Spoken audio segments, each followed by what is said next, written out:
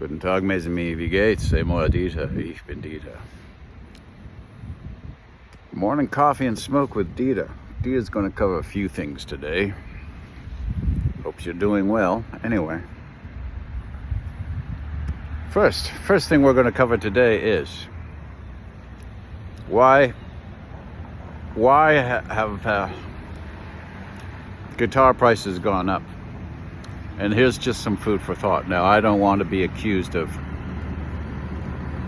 spreading disinformation or rumors, but up here in Canada, this is what I heard was going on with Godin, because about a year ago, I guess it's about a year ago, their prices went up quite a bit, like I think over 30%. So I always thought they were a little underpriced for what you got, actually, so I wasn't surprised. But I was surprised by the amount they went up.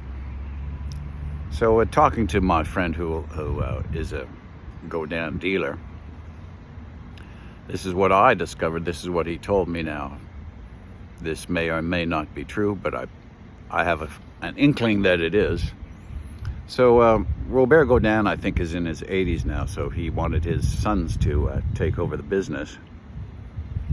But I didn't know this. His sons, Simon and Patrick, have different mothers, so they're actually step brothers, and apparently they don't get along that well. So Simon wanted to take over the company and is now head of the company. And Patrick wanted to be bought out. That's the other brother. I don't know which one's the older brother. I think Patrick might be the older brother, but don't quote me on that. So what I heard was that Patrick wanted $6 million cash. And because it's a private family-owned company, Simon had to come up with $6 million cash. So we raised the prices 30% or more. That's what I heard. So next time you see a dramatic price increase in something, maybe there's something going on behind closed doors that you're not aware of. Because you know what?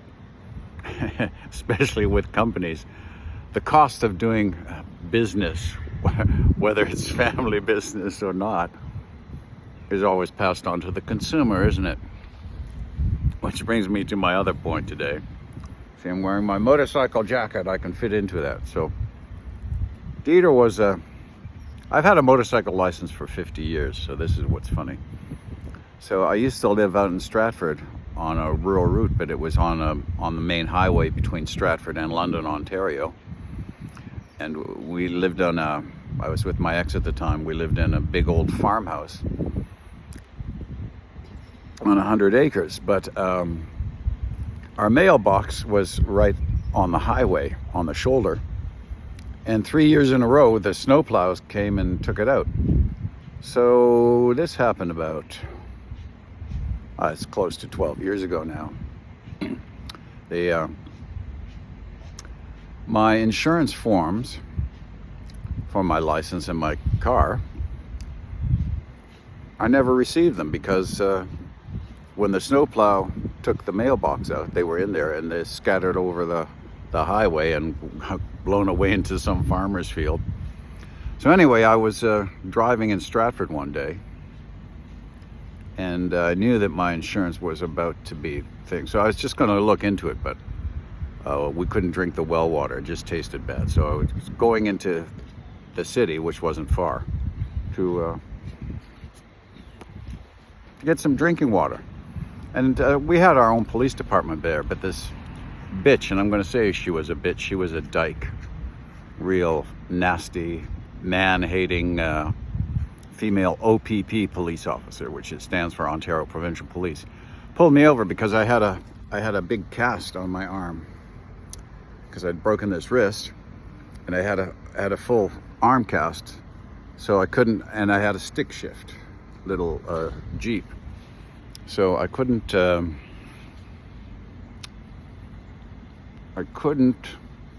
shift with the shoulder harness, so I wasn't wearing my shoulder harness.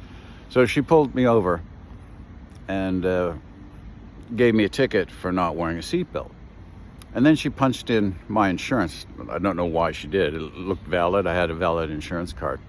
And she stopped me at, this is a true story, you can't make this shit up. She stopped me at 12:03 in the afternoon. And apparently my insurance had expired at 12:01 that same day. So then she fined me, I had to go to court, and I was fined $2,000 for driving without insurance. And at the time, because of my broken thing, I couldn't teach guitar. So I was doing deliveries for the pharmacy in town. So I went to court. Actually, the fine was $10,000. The judge reduced it to $2,000. I said I needed time to pay because I wasn't really doing my job at the time. I didn't have any job insurance or unemployment insurance. But they only gave me 6 months, and in 6 months I paid half of it. I said, well, I need more time. And they didn't give me more time. So they suspended my license.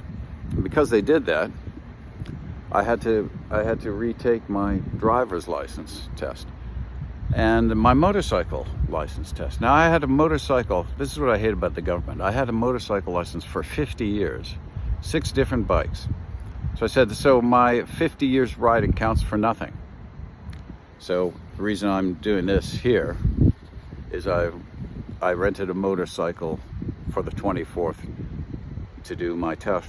And all it is a cash grab. So I had to spend $400 on a motorcycle course, and I'm an expert rider. And I had to go through these stages now, which I'm finally in the last stage of. I have my final road test for my driver's license next week, and then 2 weeks from now, my motorcycle test. But I mean, I've been driving since I was 12 years old. I've been driving 5-ton grain trucks when I was 12 years old. I've been driving for 50 years, but that means fuck all, right? And a good driving record, no accidents. A couple speeding tickets over 50 years, and that's about it. And a few parking tickets. So that's why I hate the government. Anyway. See, things are never what they appear to be, and usually they just want to take money from you.